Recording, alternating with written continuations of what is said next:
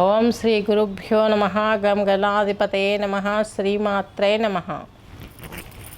ఈరోజు మనము 2025 ఆగస్టు 2వ పక్షం అనగా 16 నుండి 31 వరకు ఎలా ఉంటుందో తెలుసుకుందాం. ముందుగా ఈ సంస్థలో యోగా చేయించడం, అలాగే యోగా ట్రైనింగ్ ఇవ్వడం, యోగా థెరపీ నేర్పించడం, ఇవన్నీ సర్టిఫికేషన్స్ ఇవ్వడం కూడా జరుగుతుంది. ఆస్ట్రాలజీ, మ్యూజిక్ గురించి కూడాను మీకు ఎడ్యుకేషన్ లెవెల్లో తీసుకెళ్ళడం, సర్టిఫికేషన్ ఇవ్వడం కూడా అందుబాటులోకి తీసుకొస్తున్నాము. వీళ్ళున్న వాళ్ళు, కావాలనుకున్న వాళ్ళు చేరవచ్చు. థెరపీ చేస్తాము, థెరపీ కూడా చేయించుకోగలరు. యోగా థెరపీ, రాగా మ్యూజిక్ థెరపీ, ఇవన్నీ పాయింట్స్ అని నోట్ చేసుకొని మీకు జాతకం చెప్పడానికి ముందుగా ఈ 2వ పక్షంలో మనకు ఆగస్టు 2వ పక్షం 16 నుండి ఈ యొక్క 31 వరకు ఉన్నటువంటి గోచారం తీసుకున్నట్లయితే శని భగవంతుడు వచ్చేసి మీనరాశిలో ఉన్నాడు, రాహు వచ్చేసి ఈ యొక్క కుంభరాశిలో ఉన్నారు, ఈ యొక్క వృషభ రాశిలో వచ్చేసి గురువు వచ్చేసి మిథున రాశి సంచారం చేస్తున్నారు. అలాగే ఈ యొక్క శుక్రుడు కూడా చక్కగా ఈయన కూడా ఈ యొక్క కర్కాటక రాశిలోనే ఉన్నారు. నెక్స్ట్ కేతువు, రవి, కుజుడు వచ్చేసి ఈ యొక్క సింహరాశి సంచారం చేస్తున్నారు. ఇంకా వాళ్ళ మార్పులు తీసుకున్నట్లయితే 20వ తేదీ 8 కర్కాటకంలోకి శుక్రుడు వస్తున్నాడు ఆగస్టు 20న. నెక్స్ట్ వచ్చేసి 28వ తేదీ కన్యలోకి కుజుడు వస్తున్నాడు మాసాంతన్న.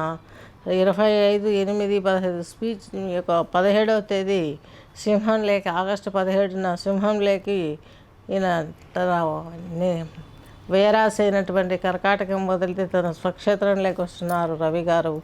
నెక్స్ట్ 30th వచ్చేసి ఈ యొక్క ఆగస్టు 30న సింహంలోకి బుధుడు వస్తున్నాడు. 26/5 మిథునంలోకి మరలా శుక్రుడు ప్రవేశిస్తున్నారు. ఈ యొక్క ఆగస్టు 26, 2025 మిథునంలోకి శుక్రుడు ప్రవేశిస్తున్నాడు. ఇది గోచారం. నెక్స్ట్ వచ్చేసి మకర రాశి, మకర లగ్నం తీసుకున్నట్లయితే మకర రాశి, మకర లగ్నంలో మీ రాశాధిపతి అలాగే ద్వితీయాధిపతి అయిన శని భగవంతుడు మీకు తృతీయంలోకి వెళ్ళిపోయాడు. ఏళ్ళనాటి శని ప్రభావం పూర్తిగా వెళ్ళిపోయింది. చక్కగా జీవితంలో మీ జీవిత భాగస్వామితో, పిల్లలతోటి ఆనందంగా ఉండగలుగుతారు. మీకు షష్టం 6వ ఇంట్లో బృహస్పతి, అలాగే ఈ యొక్క శుక్రుడు కలిసి ఉన్నారు. దేవగురువు, రాక్షస గురువు. దేవగురువు మీకు వ్యయాధిపతి, తృతీయాధిపతి. ఈయన మీకు 6లో ఉండడం చాలా మంచి యోగం అని చెప్పుకోవాలి. ఎందుకంటే 12వ ఇంటి అధిపతి, 8వ ఇంటి అధిపతి, అలాగే 6వ ఇంటి అధిపతులు ఒకరి ఇంట్లో ఒకరు ఉంటే చక్కగా వాళ్ళ రిలేషన్ స్ట్రాంగ్ అవుతుంది. ఎక్కువ నెగిటివ్ కంటే పాజిటివ్ని ఇచ్చే అవకాశం ఎక్కువగా ఉంటుంది. ఒకే ఇంట్లో ఉన్నవారు ఎలా ఇచ్చిపుచ్చుకుంటారో ఆ విధంగా ఉంటుంది వాళ్ళ కాంబినేషన్స్. మరి శుక్రుని కథ ఏంటి మకర రాశి వారికి, అది కూడా చెప్పుకున్నాం మనం. ఈయన మీకు దశమాధిపతి, అలాగే సంతానాధిపతి, 5th హౌస్ ప్లానెట్. ఈయన 6లో ఉన్నాడు. ఈయన కూడా యోగించే అవకాశాలు కనిపించట్లేదు. ఈయన మరలా మీకు 7th హౌస్కు 20th వస్తారు, అంటే కర్కాటక రాశి సంచారం చేస్తారు శుక్రుడు.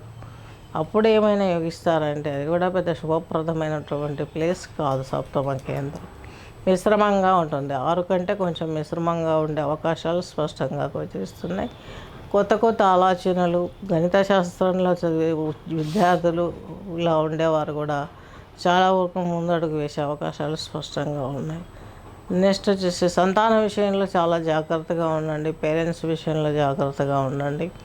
మిమ్మల్ని మీరు ధైర్యపరచుకుంటూ ముందుకు వెళ్ళవలసిన పరిస్థితులు, చాలా ఛాలెంజెస్ ఫేస్ చేస్తారు, ముందుకెళ్తారు. తర్వాత మీకు ఇంకా మంచి జరిగే అవకాశాలు కూడా లేకపోలేదు.